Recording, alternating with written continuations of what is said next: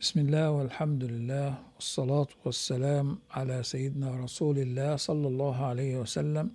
أهلا ومرحبا بكم في قناتكم قناة غداك عندنا للمنوعات.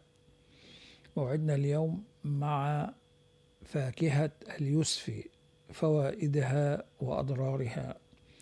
اليوسفي ذلك الكنز الغذائي، يعتبر فاكهة من الفواكه اللذيذة والغنية بالعناصر الغذائية الهامة. تتميز هذه الفاكهة بطعمها اللذيذ وقوامها العصيري، ولكن ليس هذا وحسب، فإن لها فوائد صحية عديدة يمكن أن تسهم في تحسين الصحة العامة. وإليك بعض الفوائد الرائعة لهذه الفاكهة. أولا، مصدر غني بالفيتامين سي. تحتوي فاكهة اليوسفي على كميات كبيرة من فيتامين سي، وهو مضاد قوي للأكسدة، يساهم في تعزيز جهاز المناعة وتحسين صحة الجلد والأوعية الدموية. ثانيا، غني بالألياف. توفر اليوسفي كميات كبيرة من الألياف الغذائية، وهي مهمة لدعم صحة الجهاز الهضمي والتحكم في مستوى السكر في الدم. ثالثا، تحسين صحة القلب. يظهر البحث أن الأطعمة الغنية بالألياف ومضادات الأكسدة مثل اليوسفي يمكن أن تقلل من مخاطر الأمراض القلبية وتحسن الصحة القلبية. رابعا، مصدر للعديد من الفيتامينات والمعادن.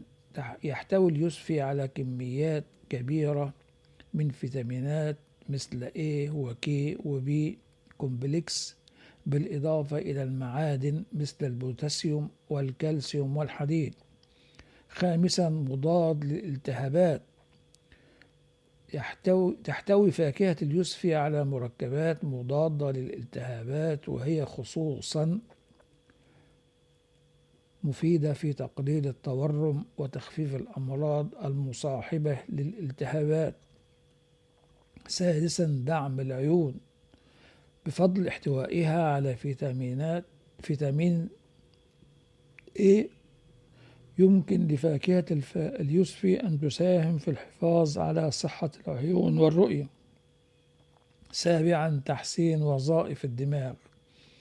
يحتوي اليوسفي على مركبات تعزز الوظائف العقلية وتحسين الذاكرة، مما يجعلها فاكهة ممتازة لصحة الدماغ. إضافة إلى هذه الفوائد، يقدر بنا أن نلقي نظرة أيضا على بعض الملاحظات حول الاستهلاك الزائد والمحتمل من مدار فاكهة اليوسفي. أولا، احتوائه على السكر. رغم فوائده، يجب على الأفراد الذين يعانون من ارتفاع السكر في الدم مراقبة استهلاكهم لفاكهة اليوسفي، وخاصة الكميات الكبيرة بسبب احتوائها على كميات من السكر. حساسية البشرة. يمكن أن يعاني بعض الأفراد من حساسية لفاكهة اليوسفي، وخاصة الأشخاص الذين يعانون من حساسية للفواكه الحمضية. مدار الاستهلاك الزائد. كأي شيء آخر، يجب تناول فاكهة اليوسفي بشكل معتدل الاستهلاك، فالاستهلاك الزائد يؤدي إلى مشاكل في الجهاز الهضمي، خاصة للأشخاص الذين يعانون من مشاكل المعدة. وفي الختام نقول إن فاكهة اليوسفي هي إضافة طيبة إلى نظامك الغذائي بفضل فوائدها الصحية المتعددة.